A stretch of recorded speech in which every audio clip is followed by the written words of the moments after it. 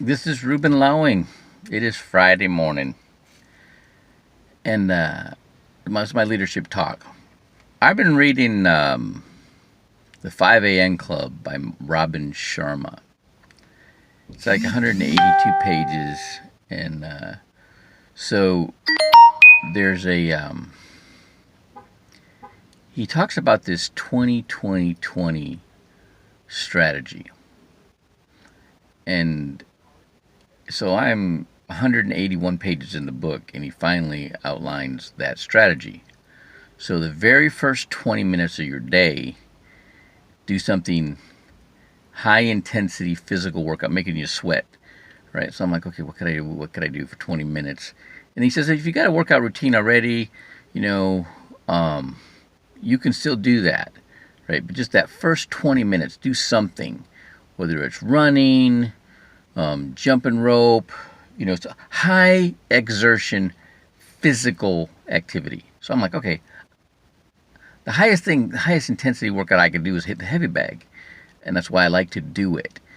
And also the sound and the feeling of my fist hitting that bag is like applause to me, right? It feels good. I know I know I got power, right? And so that's why I like it. And it's that, you know, it's like I said, it's like applause to me, and it gives me, I'm pretty confident about me after cracking on the heavy bag. But because of this whole uh, self isolation, um, this, what do you call it? Anyway, um, I don't have a heavy bag in my apartment, right? So I can jump rope. All right, didn't get the same feedback I get from, but I can. It's up to me. I mean, jumping rope can be a pretty intense activity if you spin that rope fast enough, right? So I can do that first 20 minutes of the day, and it doesn't interfere too much with the rest of my workout. And then you do the meditation, right? And then you get into your daily plan. Now, I learned 30 years ago, I read Seven Habits of Highly Effective People with Stephen Covey. And he recommends that before you leave your desk at the end of the day, that you write out your list of desired accomplishments you want to have for the next day. And so I started doing that in order of priority. Okay. Then I go to officer's call, and then they put their tasks on me. And so I figured, okay, what I'll do is I'll put a space in between, and then I'll insert whatever they give me at officer's call in the list in order of priority, and then I work my list, right? Man, that is so effective. And I did the same exact thing when I was a mortgage broker in California, and had the same, positive effect. But I have had the hardest time making that happen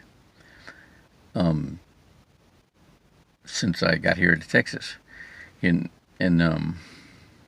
so, and then just now, I got a notice on GroupMe that there's a 10 o'clock Zoom call, 7 steps, and I got nobody to get on it.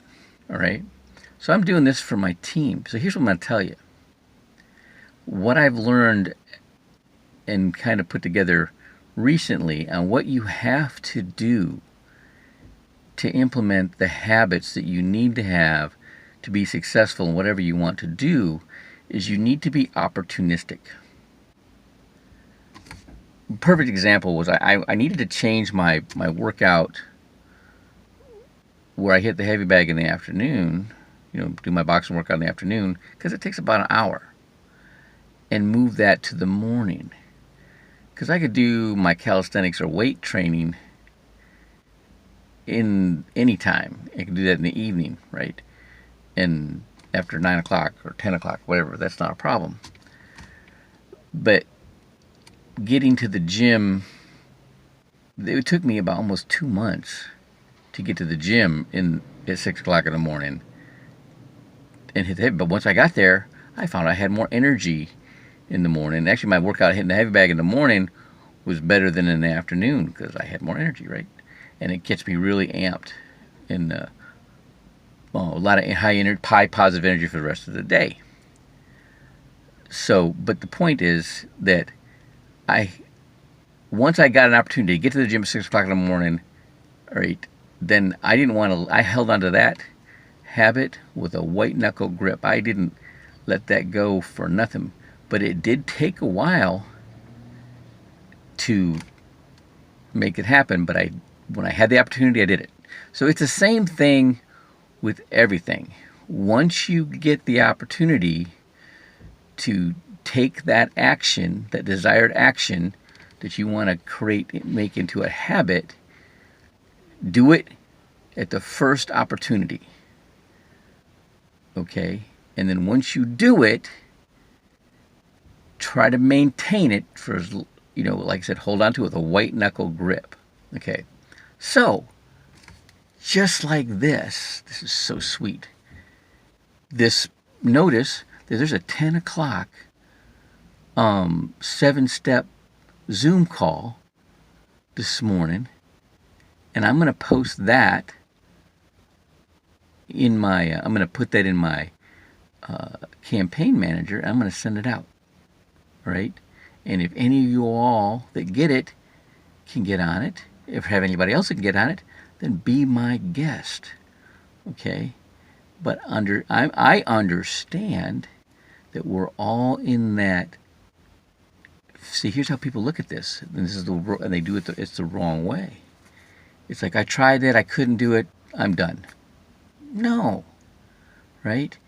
You changing habits is hard, right? You got to do something for at least 21 days. Some people say 40 days in a row or 60 days in a row to create a habit, right? But here's what I'm going to tell you.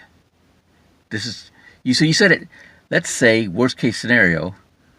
Do something 60 days in a row to make it become part of your subconscious programming and make it a habit. But in that process of trying to do something 60 days in a row and you hit some success, you get a new recruit or you write some business. All right? And then all of a sudden, that's a high positive emotional state, which puts you in Psych K. Bam! And now you own that. Okay, it's it's buried deep into your subconscious programming, and it's yours. Okay, so that's how it works. Okay, same thing when you go on the appointments and you go through the 7 steps, right? And then you try to do that 60 times, or let's say 60 days in a row, let's say, right? But you start writing some business, right? And now you own it, right? And then when you get, you start paying real close attention, you're hearing the same questions, getting the same responses at a certain point during the presentation. It starts to let you know that the person start knowing who you're talking to. All right, you'll start hearing. I'll give you some things like two big objections I used to get a lot was, why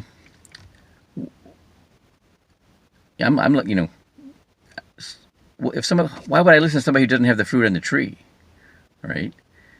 And the other one is, where are you going to get better than a 4% rate of return, all right, on your money? Well, the first one, if you don't have it going on, you get them in front of Bernadette, all right, or somebody who does, right? Because they can't use that argument with her. But now I got my plan, right? I've been putting my money in to my policy, all right, and it's growing, and they tell you about it whenever you call them, right? All right, I'm like, oh, thank you very much, okay, and I got mine. I'll show you mine if you show me yours. That's what you tell them. You hear that?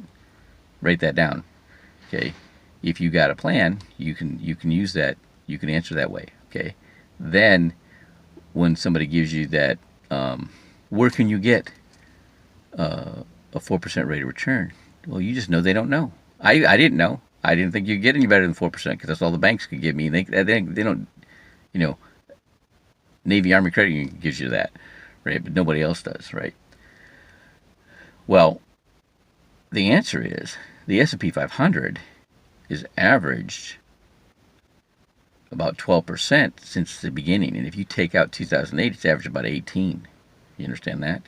And then when you calculate in these index universal life, they have a floor between 0 and 2%, depending on who your carrier is, right? Then your averages go up because you don't have to average the losses. You don't lose. You can't lose your money, right? And so many people don't know that or understand that, right? Then you get to talk about then the tax advantages. That even, that adds another 30% on it, man, because you don't pay taxes on the money when you take it out. Gross tax deferred, it's tax advantage when you take it out. Well, most people don't know that, right? So when you hear that, and you'll hear those two things will come up a lot, okay? And you just got to know, I know that he doesn't know. Well, what if I could show you how to get a better rate of return than 4% on your money, right? What if I could show you how you don't have to pay taxes on your money, right? What if I could show you that you don't, your money's safe and you're not going to lose it, but you still get a better rate of return than 4%? What if I could tell you that?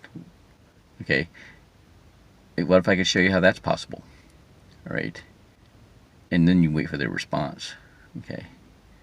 Because some people just ain't gonna believe you anyways, and you gotta show them. Right. And you just don't worry about it. Just smile. No problem.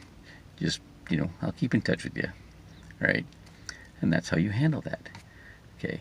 So the two things we covered here is being opportunistic, creating your habits. Okay.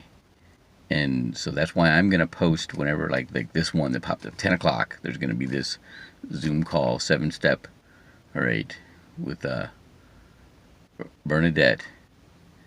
And if you got somebody to get on it, great. All right. If you can get on it, great. All right. If you don't, no problem. There's going to be more. All right.